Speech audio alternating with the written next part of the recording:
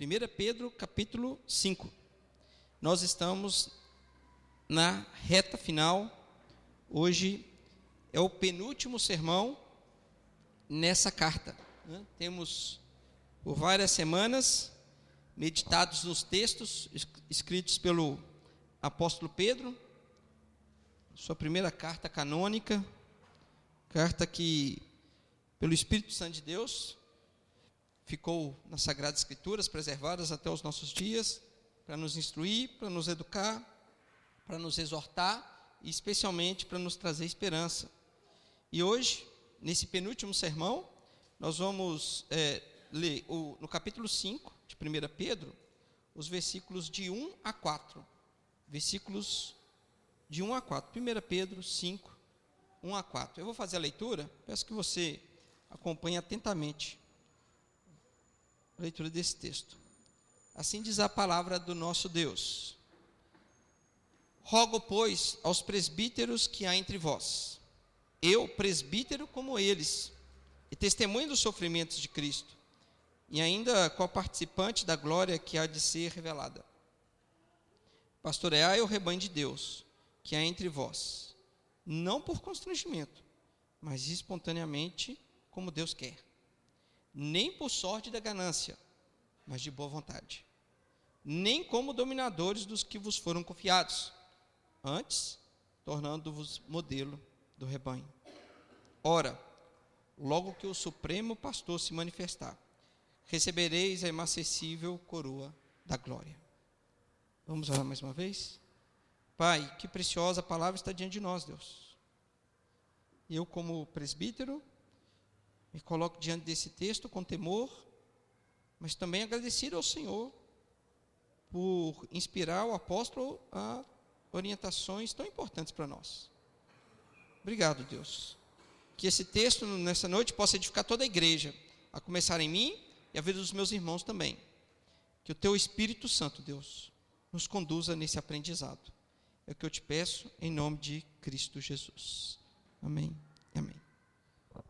Irmãos, texto muito pequeno, mas um texto de fato precioso e com recomendações profundas, especialmente para a liderança da igreja, para os presbíteros. Eu inicio aqui trazendo uma reflexão. Você já confiou a sua vida a alguém? Algum momento em que você se viu limitado e confiou a sua vida realmente a uma pessoa? Provavelmente na infância você já fez isso, todos nós já fizemos, num certo sentido. Quando, por exemplo, uma doença, a gente está às vezes febril, né? E a gente está ali debilitado, né? E, às vezes tudo espanta nas crianças, né? Quando a gente está com uma febre, uma dor alta, tal, e a gente não tem para onde, aquilo não passa, muitas vezes a gente corre para a mãe, né? É um lugar seguro. A gente confia, muitas vezes, na mãe. E às vezes, confiamos mais na mãe do que nos médicos, né? A gente confia mais no chá de boldo, que é a receita secreta da mãe, né? Do que no determinado remédio que a gente vai ali comprar na farmácia que o médico indicou. A gente sempre fala assim, bom mesmo é o chá de não sei o quê, né? Toda mãe, via de regra, as mães mais novas estão perdendo um pouco essa, mas se for numa mãe, um pouco mais, mãe mais raiz, mais antiga, sempre vai ter os chazinhos ali, né? E a gente confia naquilo, né? A gente está ali, às vezes, gripado, está passando mal, ali a gente fala assim, cuida de mim, e a gente se sente confiado, né? Ou seja, nós confiamos a nossa vida à nossa mãe, em determinado momento, ou ao nosso pai, né? E a gente se sente seguro ali, mesmo em meio àquela dor, aquele sofrimento, aquele incômodo, aquela doença, a gente sabe que está confiado, e às vezes é tão bom aquele colinho, né? Que nos conforta. Inclusive isso não passa, né? Estou falando só de criança, mas chega a adolescência, juventude, e tem até homem e mulher velha aí já, né? Que às vezes passa mal, corre para onde? Corre para a casa da mãe, corre para a casa do pai, porque ali é um lugar seguro, ali eu posso confiar, ali eu vou estar guardado e muito bem guardado, né? Sempre vai ter um cantinho ali para cuidar da gente.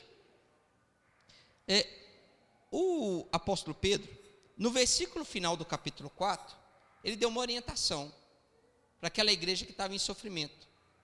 Ó, vocês que estão já sofrendo ou irão passar por um caminho de sofrimento, faça uma coisa, está aqui no versículo 19 do capítulo 4.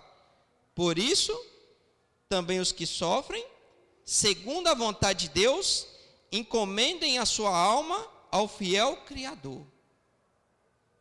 Ou seja, aqueles que sofrem, existe um propósito no sofrimento, porque o sofrimento, ele vem diante da vontade de Deus, para cumprir um propósito específico nas nossas vidas.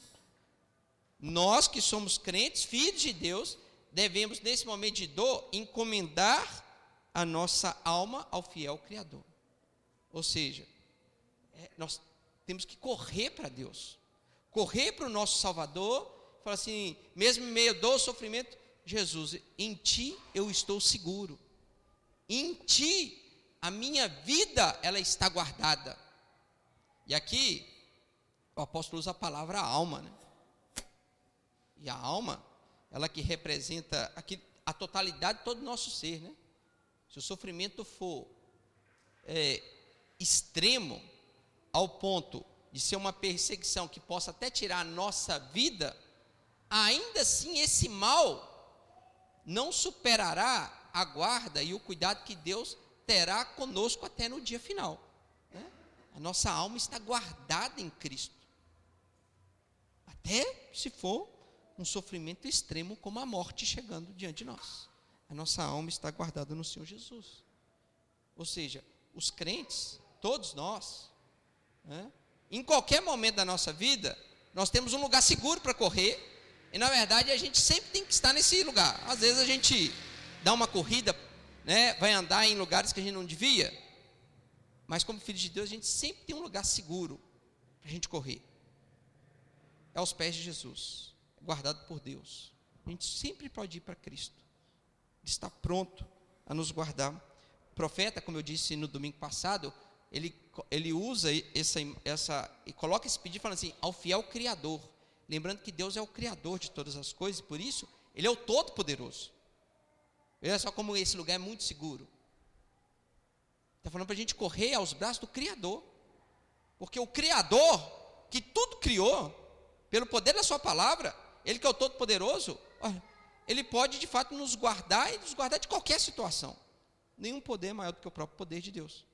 É por isso que em Cristo estamos verdadeiramente seguros. Qualquer outro lugar do mundo, qualquer outro lugar, nenhum desses pode apresentar ou oferecer a segurança que Cristo pode oferecer, que Deus pode oferecer, o Criador de todas as coisas.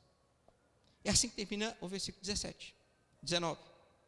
E aí inicia uma outra parte do texto, que é justamente o que a gente leu agora, no capítulo 5, e que tem uma conexão com o texto anterior, e que está apontando para como Deus, no seu propósito eterno e no guiar da história, Ele está guardando e cuidando da igreja. Como que Ele faz isso? Como que Ele está proporcionando essa guarda? E Ele está querendo criar um ambiente verdadeiramente seguro. E para isso, Ele agora, nesses 4 versículos que nós lemos, Ele chama atenção para os presbíteros, para os anciãos, para os cabeças brancas, não somente fisicamente, mas o cabeça branca espiritual também. Tem muita gente experimentada que não precisa estar no avançar da sua idade para ser um crente maduro. Ele está falando dos presbíteros, pessoas que têm maturidade para conduzir o povo de Deus em segurança, mesmo no meio de um sofrimento. E aqui a gente já começa a observar que presbíteros, e foi a forma da história que Deus conduziu, quando após Cristo Ele levanta essa liderança, que são os presbíteros, para que a igreja pudesse ser cuidada, para que a igreja pudesse ser guardada. Assim como também Ele vai levantar outra liderança, que são os diáconos, para também cuidar da igreja, numa outra perspectiva. Os presbíteros têm uma determinada função no corpo de Deus, no corpo de Cristo, e os diáconos também têm uma outra determinada função no corpo de Cristo. Mas sobre os presbíteros está a função de supervisionar, de guardar, de estar protegendo o povo de Deus dos inimigos do povo de Deus. Os presbíteros cumprem essa missão. E isso é a manifestação da graça e da misericórdia de Deus em proteger a sua igreja, em guardar a sua igreja, segura, mesmo em meio à dor, mesmo em meio ao sofrimento. Assim que Deus faz. A gente está num período da história que é uma transição, quando nós olhamos para a carta de 1 Pedro, início da década de 60, né? Cristo já tinha morrido, ressurreto, ascendido aos céus, e agora nós estamos naqueles que viram o próprio Cristo liderando a igreja, que conviveram com Cristo, que são os apóstolos. E os apóstolos, genuinamente, quando nós pensamos na função apostólica, ela só aconteceu nesse momento da história. Não existem mais apóstolos nos nossos tempos. O apóstolo aconteceu nesse momento da história. Apóstolos são caracterizados como aqueles homens que caminharam com Cristo, aqueles homens que viram o Cristo ressurreto e receberam do próprio Cristo, o chamado para aquela missão. Então, de fato, nós estamos falando de um corpo de 12 pessoas. E que veio um fora do tempo, 13, que é o apóstolo Paulo. Esse é o corpo apostólico. Que no meio dessa transição, né, esses apóstolos acabariam morrendo, e todos eles pelo martírio, né? Então o apóstolo João, que a gente sabe que a história parece não retratar ele martirizado, né, como uma crucificação, um enforcamento, ou a sua cabeça sendo cortada, né? Ele ainda sofre a perseguição, porque ele está numa ilha preso, né, está isolado, ele sofre. Às vezes a gente tem a ideia que João não sofreu no final de sua vida. Não, ele sofreu. Ele estava sendo perseguido pelo império também, inclusive pelos religiosos da sua época, perseguiam o apóstolo João. Então, todos aqueles foram martirizados mesmo com a sua vida. Entregaram a sua vida ao reino de Deus até a morte, e foi o que aconteceu com todos eles. Todos eles. Então, esses apóstolos que morreram, né, não foram substituídos por novos apóstolos. A igreja, ela criou essa característica de agora ser liderada pelos presbíteros. E aí a gente já tem o colégio, né? Os concílios, né? A gente tem em Jerusalém um concílio ali se reunindo para tratar um problema, né? Que muitos da linha judaica estavam dizendo que era necessário circuncidar novamente. E a gente tem um relato em Atos, quando um concílio é realizado, os apóstolos estão ali, mas o texto fala que existiam também presbíteros naquela tomar decisão. A palavra presbítero significa anciãos, a ideia de pessoas experimentadas, pessoas experientes, pessoas maduras, pessoas que possuem uma caminhada em que podem de fato conduzir o povo de Deus. E esses presbíteros já aparecem claramente no Novo Testamento conduzindo a igreja de Deus, e com um objetivo. O objetivo dos presbíteros é proteger o povo de Deus. E aí, Pedro, nesse contexto de sofrimento, mas também de proteção, que ele está tratando aqui, ele direciona uma mensagem aos presbíteros.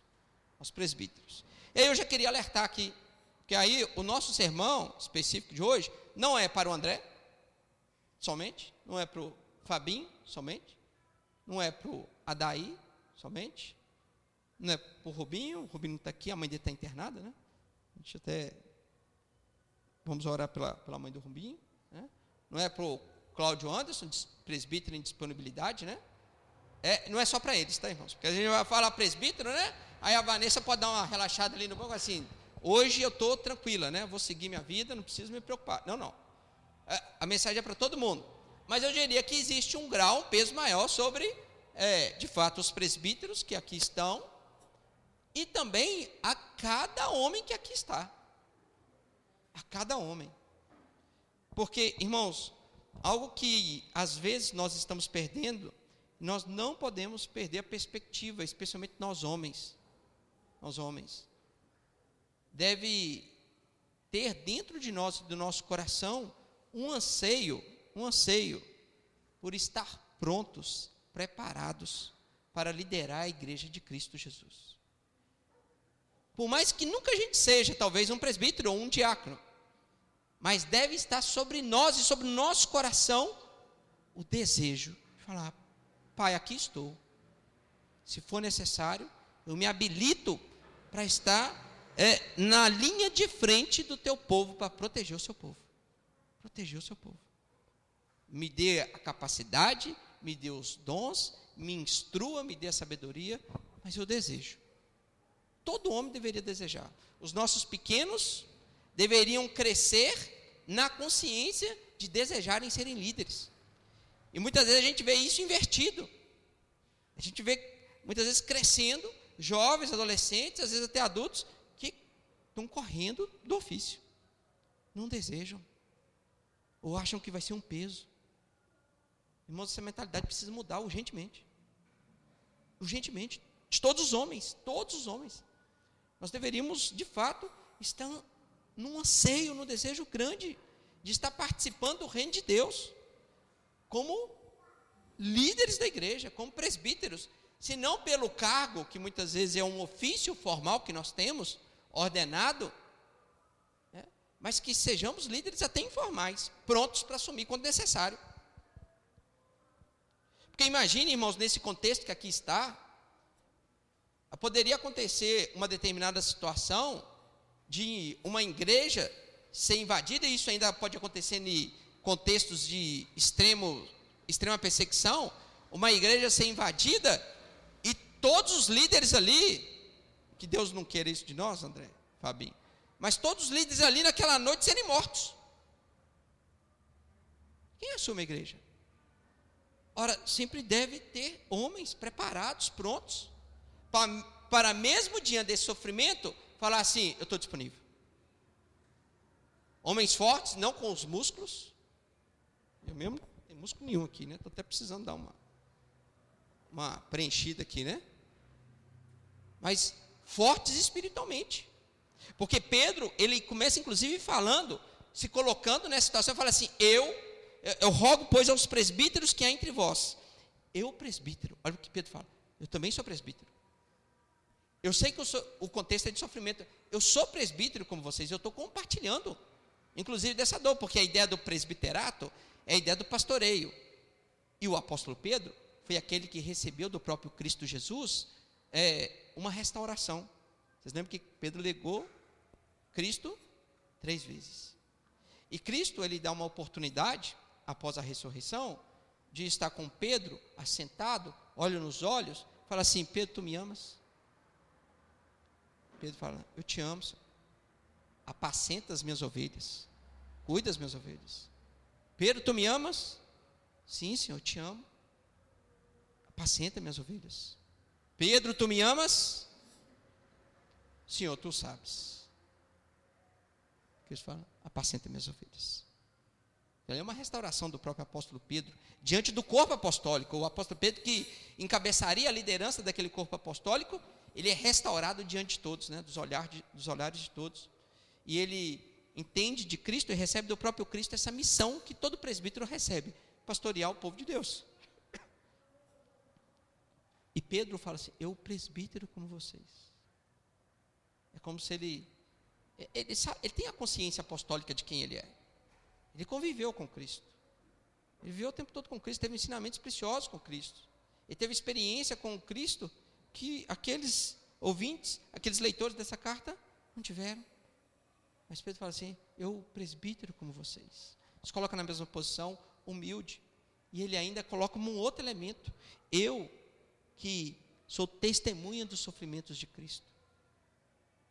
Ou seja, em meio à dor e ao sofrimento, Pedro, que viu Cristo Jesus sendo martirizado, sendo açoitado, vendo Cristo Jesus todo ensanguentado, dilacerado naquela cruz, sendo pregado, sendo levado às últimas consequências das dores na morte daquela cruz. Pedro é aquele que poderia olhar para aquilo e falar assim: nunca mais volta aqui, ó, perna para quem tem, e sumiu, e ia fazer outra coisa da vida, ia voltar a pescar. Ele fala assim: eu sou co-participante do sofrimento de Cristo, eu sou testemunha daquilo, eu vi. Aquilo que poderia me afastar, é aquilo que me dá coragem para estar aqui hoje. Então a perseguição, o sofrimento pode vir e ele viu isso do próprio Cristo, mas o sentimento que Pedro tinha eu quero participar do sofrimento de Cristo. Há uma nobreza, há uma glória em participar do sofrimento de Cristo. Então, eu que sou presbítero como vocês, e eu que sou testemunha ocular dos sofrimentos de Cristo, eu estou trazendo essa palavra para vocês, para que vocês também participem, dessa glória que há em cuidar da igreja, mesmo uma igreja em perseguição. Então, após essa palavra inicial que Pedro coloca aos presbíteros, ele instrui como esse cuidado deve ser feito, como que deve ser praticado entre os presbíteros. E aqui vem versículo 2. E aí a gente sempre vai ver uma forma que não deve ser feita e uma forma que deve ser feita.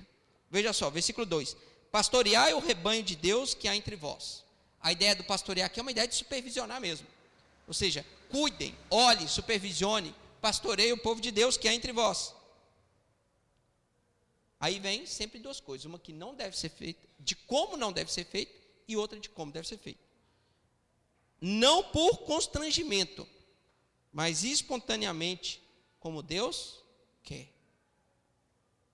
Então, a primeira forma que a igreja de Deus deve ser cuidada, que os líderes devem ter, é um ofício do presbiterato, não por constrangimento, ou seja, não desejando não estar ali, mas, de fato, espontaneamente, ou seja, desejoso de estar ali, querendo ser um presbítero da igreja. E aqui esbarra exatamente no primeiro ponto que eu falei, uma dificuldade que hoje existe no meio do povo de Deus. Homens e vários homens que não desejam esse nobre ofício. E nesse sentido, Pedro mesmo exorta, fala assim, não seja por constrangimento. E por isso, que quando a gente tem, por exemplo, eleição para os presbíteros ou diáconos, e os nomes são indicados, irmãos, eu não tenho aquele perfil, a não ser que eu veja claramente que há uma distorção, às vezes, de pensamento, isso pode acontecer, mas eu não tenho o perfil de, diante do nome indicado, insistir para que a pessoa aceite aquela indicação e concorra à eleição. Eu não tenho esse perfil. Às vezes eu faço, inclusive já fiz aqui na nossa igreja, não vou citar nome, mas eu já tive um irmão que na primeira conversa falou assim, eu não vou participar. Só que claramente o irmão tem características da liderança, e às vezes ele estava, como pode acontecer, e é normal esse sentimento nosso, às vezes não desejar concorrer, porque o Fabinho vai concorrer. Como é que eu vou concorrer com o Fabinho? Não na ideia de uma concorrência, mas porque o Fabinho é amigo. Eu acho que ninguém aqui vai falar que já carregou o Fabinho no colo, né? Acho que ninguém nunca carregou o Fabinho. Não é possível, né? A mãe, a dona Eva pode falar, né? Dona Eva, com certeza, dona Eva está habilitada a falar que carregou o Fabinho no colo, né? Mas o Cláudio Anderson não pode falar assim, eu não vou concorrer com o Fabinho porque eu já carreguei no colo, eu vou disputar, né? Ninguém carregou o Fabinho no colo, né? Tirando a dona Eva, né? Eu sei que isso às vezes é um incômodo mesmo que vem, é natural do homem. Natural do homem. Mas quando eu vejo que é só por causa disso, aí eu dou mais uma apertadinha. Eu falei, não, irmãos. E eu sempre falo, né, que é uma riqueza, e eu acho mesmo, eu acho que é uma riqueza quando a gente tem uma eleição para 1, 2 presbíteros e a gente tem a possibilidade de escolher de 8 candidatos. Isso mostra a riqueza do povo de Deus. Isso mostra que nós temos possibilidades de outras lideranças alçarem esse nobre ofício. Então, um pleito para mim, um pleito bom, é um pleito com quanto mais candidatos, melhor. Pessoas habilitadas realmente a estarem buscando aquele ofício. Tem uma nobreza muito grande nisso, quando a igreja pode proporcionar isso. Agora, o importante é que todos estejam aqui de boa vontade, espontaneamente, não por constrangimento. Na verdade, em tudo em nossa vida, tudo que a gente faz por constrangimento, eu fiz porque eu fui levado a fazer. Não. Essa não é a melhor forma da gente fazer nada em nossa vida. Quanto mais liderar o povo de Deus. Nós temos que ter homens que desejam estar ali. Até porque eu posso falar, e o conselho pode falar que, porque muitas vezes, ser presbítero, o que muda é a nossa agenda. O que muda é que muitas vezes a gente tem que fazer um encontro à noite e avançar à madrugada. E não há beleza nisso, não. Vou dizer que isso não aconteça, mas infelizmente às vezes isso é necessário. Então assim, depois a gente vai ver aqui um pouquinho mais para frente, alguém alçar o cargo de presbítero, mesmo constrangido, eu acho que está fazendo um péssimo negócio. Porque não tem uma vantagem, pelo menos humanamente ou natural, que a gente veja, falar assim, não, eu não quero de jeito nenhum, mas deve ser chique ser presbítero. Eu já adianto para cada um aqui, cada homem, não é chique ser presbítero. Não é. Às vezes a gente vai ter situações difíceis, que envolvem vidas de pessoas que nós amamos, pessoas muito próximas, queridas, e às vezes decisões duras e necessárias têm que ser tomadas. Então não faça por constrangimento, faça espontaneamente, faça como um chamado que Deus dá a cada um. Continua a palavra de Deus. Uma coisa que não deve ser feita e outra que deve ser feita. Nem por sorte da ganância, mas de boa vontade. Mas de boa vontade. A ideia de boa vontade aqui mas com servir. Ou seja, o presbítero ele não pode ter ganância em ser presbítero. E às vezes até com viés financeiro mesmo. E aqui como presbítero, a gente tem que pensar em toda a ideia do presbiterato e da liderança da igreja. Porque o pastor também é um presbítero. Né? O pastor é um presbítero. E a palavra de Deus, segundo Timóteo, fala que aqueles que ensinam, que se esforçam em ensinar, esses devem ter, inclusive, dobrados, né, honorários da igreja. E às vezes muitos poderiam olhar para aquilo como uma forma de obter recurso financeiro, como ganância. Ou seja, eu vou me dedicar ao ensino, extremamente ao ensino, e eu posso obter algum lucro com isso. Irmãos, também não é o caminho, e nunca deve ser o caminho. Né? Às vezes nós temos presbíteros docentes, que são os pastores, né? A ideia de docente que ensina. Então, presbíteros docentes são os pastores. A gente chama mais comum de pastor, né? Algum outro me chama de presbítero, quer dizer, mas todo mundo me chama pastor. Mas eu sou um presbítero da igreja, presbítero docente. E às vezes nessa função, e é comum dentro da igreja presbiteriana, que os presbíteros docentes, inclusive, têm um recurso que a igreja oferta para que ele se dedique mais ao ensino. Alguns, é uma pequena minoria, né, como eu, que o fazem em tempo parcial, e muitos que se dedicam em tempo integral. Isso é por isso. E às vezes um presbítero docente, o fazer isso com intenção financeira, também está fazendo uma péssima escolha. Está escolhendo um péssimo caminho. Porque não é isso que Deus deseja. E não é isso que Deus requer dos presbíteros que ensinam. Por isso que Pedro está falando, não façam isso por sorte da ganância, mas de boa vontade, ou seja, com a intenção exclusiva e única de servir o reino de Deus. Servir o povo de Deus. Ou seja, igreja não é lugar de buscar interesse próprio. E aqui é para ninguém. Igreja não é lugar de buscar interesse próprio. A igreja é um lugar que todos nós damos um passo para frente falando assim, aqui estou para servir. Aqui a gente não vem primeiramente para buscar nada, a gente vem para oferecer. Na verdade, porque a gente já ganhou tudo, irmãos. Quando nós fazemos parte do povo de Deus, da igreja de Cristo, nós já ganhamos tudo, nós já ganhamos Cristo. O que mais a gente quer desejar da igreja? O que mais a gente quer absorver da igreja? O que mais a gente quer sugar da igreja? Não tem espaço mais para isso. Uma vez que Cristo salvou as nossas vidas, uma vez que Ele nos deu tudo, a vida, estando nós mortos, o primeiro passo que eu tenho que dar na igreja é assim, aqui estou para servir, eu não quero mais nada da igreja, porque eu estou disposto a dar mais do que receber. Então, igreja não é lugar para pessoas que tenham interesse, que trabalham com sorte da ganância, não é lugar para isso. É lugar de pessoas que querem servir, e os presbíteros são o principal modelo que externam isso. É aqueles que mais devem servir no meio do povo de Deus. Vem uma terceira orientação de como não deve ser feito e depois o que deve ser feito.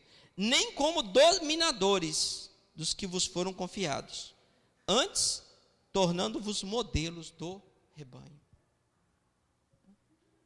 Os presbíteros não são levantados e colocados, com um crachazinho assim, de presbítero, para depois bater nas costas de todo mundo, falar assim: você está repreendida, você não pode fazer mais isso, agora você tem que me escutar, você tem que me ouvir. Ou presbíteros docentes, os pastores, que se levantam, assim: você não pode tocar no ungido do Senhor. E pessoas que, muitas vezes, isso acontece, e é triste quando isso acontece, liderança mesmo, que exerce um domínio sobre a vida das outras pessoas. Irmãos, isso está muito próximo de nós. Pessoas que são dominadas por líderes que são mal, ele é um mau líder, tem uma má intenção na sua liderança, em exercer domínio na vida das pessoas. Tem pastores e pseudos líderes na igreja que estão escravizando os seus membros, estão acorrentando os membros nas cadeiras da igreja, não literalmente, mas espiritualmente, fazendo um domínio grande na vida dessas pessoas. Isso é extremamente triste. Isso não deve ser a conduta de nenhum líder, nenhum presbítero. Não é dado ofício a nós para que a gente tenha uma patente em que eu possa agora exercer um domínio sobre a vida das pessoas. Não posso, irmãos. Não posso. Eu não posso obrigar ninguém a nada. E nem poderia mesmo, porque eu não tenho poder nenhum para fazer isso. Eu não tenho que levantar minha voz para ninguém. Às vezes pode jogar duro. Eu lembro do pastor que estava com um problema com um determinado membro, que não queria ouvir ele. Às vezes eu preciso dessa coragem. O membro não queria ouvir ele, no primeiro queria ouvir ele. Aí eu acho que ele usou o ofício de forma correta. Bateu lá na casa do sujeito, o sujeito tomou aquele susto, Pastor, você está aqui? Ele falou assim: isso aí, você me chamou de pastor, eu sou o seu pastor, eu vou entrar na sua casa, eu tenho uma coisa para falar com você e você vai me ouvir. Daqui eu não saio. Ok. Beleza, aí usou duro, porque precisava falar mesmo e aquela ovelha precisava ser repreendida. Mas eu não posso, nenhum pastor e nenhum presbítero também da nossa igreja pode usar como o crachá de presbítero exercer algum tipo de domínio sobre a vida das pessoas. Não devemos, não podemos, de maneira alguma. Isso é terrível. Agora, a contrapartida que Pedro coloca a gente não deve ser dominadores, aqueles que nos foram confiados, mas nós devemos ser modelos para o rebanho. Ou seja, há um caminho que todo líder da igreja pode e deve exercer autoridade sobre a vida daqueles que estão sendo pastoreados. E qual é esse caminho? É o caminho da autoridade conquistada. Não é o caminho do autoritarismo.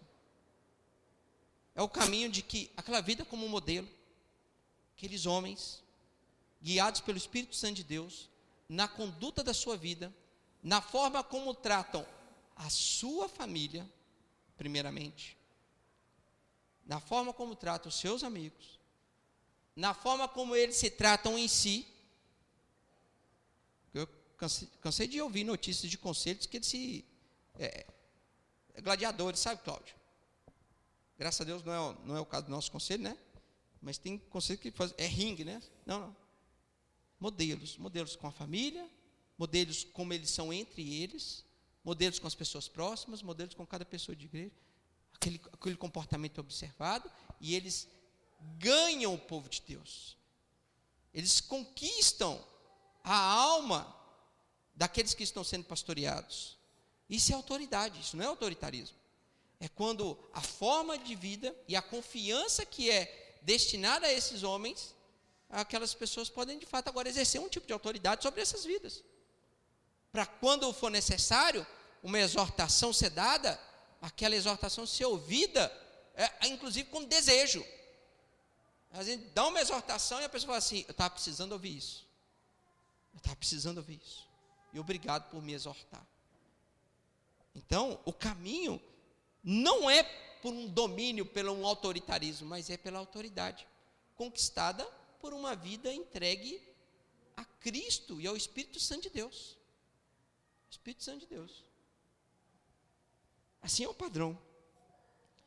É assim isso que nós devemos buscar como todo. Como eu disse, cada homem aqui deveria desejar ter todas essas qualidades que aqui estão. E as mulheres, pastor? As mulheres também têm que entrar junto nesse caminho, primeiro fomentando. Esposas, sejam as primeiras a incentivar os maridos a serem liderança da igreja. Muitas vezes são as primeiras a dar um banho de água fria nos maridos. Não mexe com isso não. Não faz com isso não. Só vai trazer dor de cabeça, você só vai ter problema na sua vida, só vai ter confusão. Não. Esposas, desejem. Quer fazer uma oração bonita para o seu irmão, ou para o seu marido? Assim: Deus, levanta o meu marido como líder da tua igreja, como alguém que ama a igreja do Senhor Jesus e que inclusive está disposto a morrer por essa igreja. Não é orar para matar o marido não, hein? É orar para o marido e falar assim: marido que ame realmente a igreja de Cristo Jesus. Ore assim. Faz a oração assim: Deus, meu marido vai concorrer ao pleito para presbítero, tira ele, Deus. Faz isso não. Ele, não, sei lá, dá uma dor de barriga nesse homem, para ele ligar, falar que desistiu. Não. Deus, que meu marido possa amar a sua igreja, para cuidar dela. Porque qual é a nobreza que há nisso tudo? E é o versículo 4. A nobreza, irmãos, não está em nós e nunca estará. Não está no ofício, mas está naquilo que representa.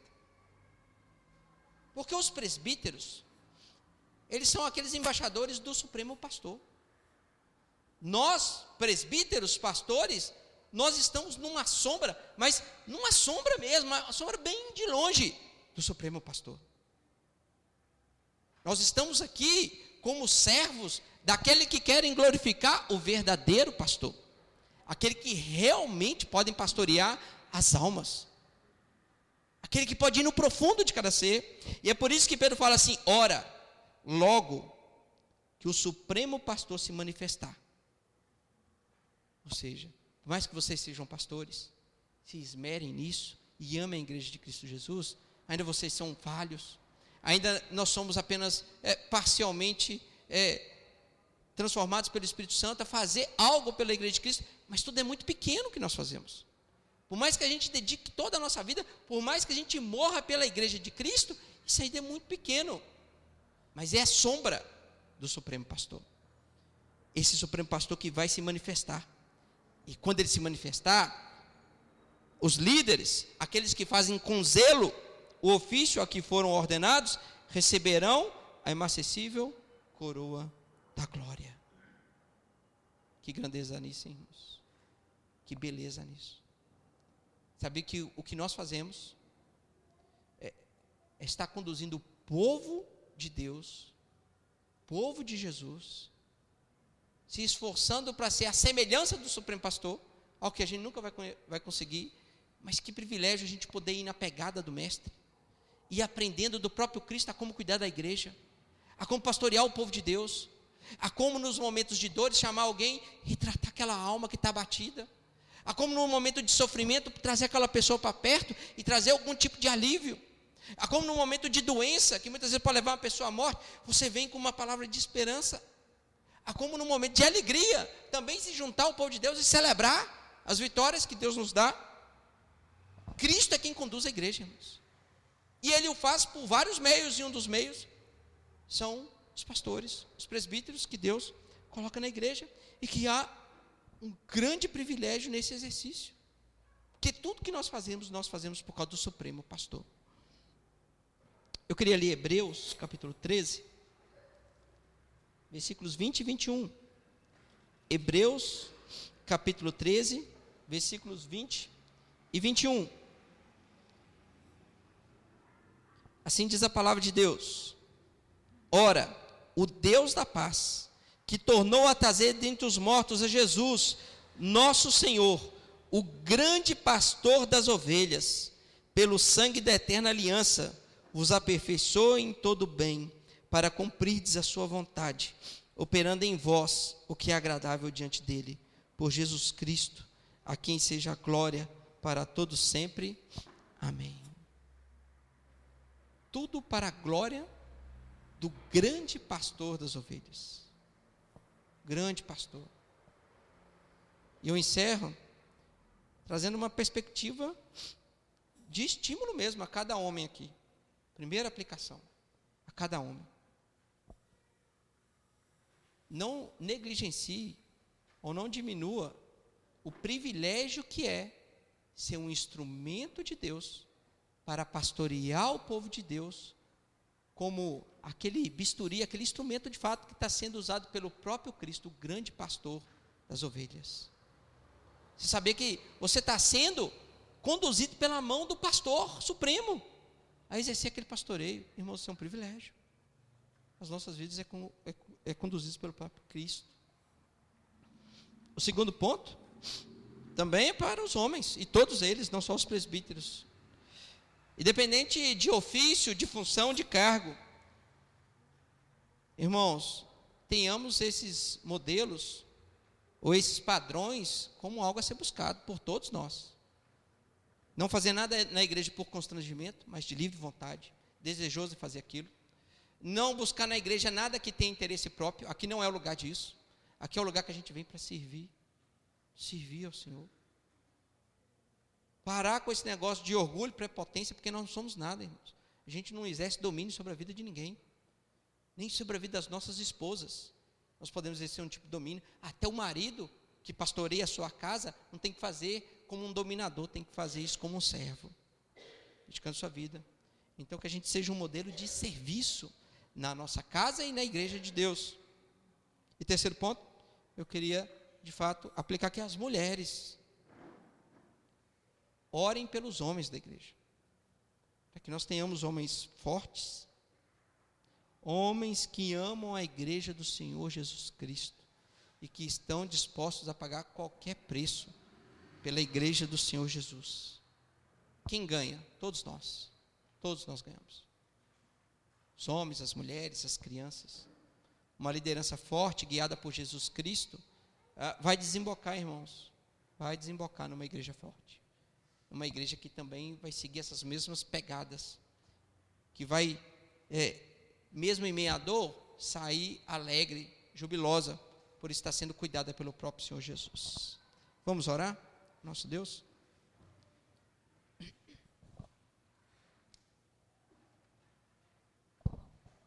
Deus, a sua palavra foi lida aqui diante de nós, Pai, e explicada, Pai. Uma palavra tão pequena, mas tão poderosa, com tantos conselhos. E nós te agradecemos, Pai, por nos instruir e por nos despertar nessa noite, Deus. Especialmente aos homens.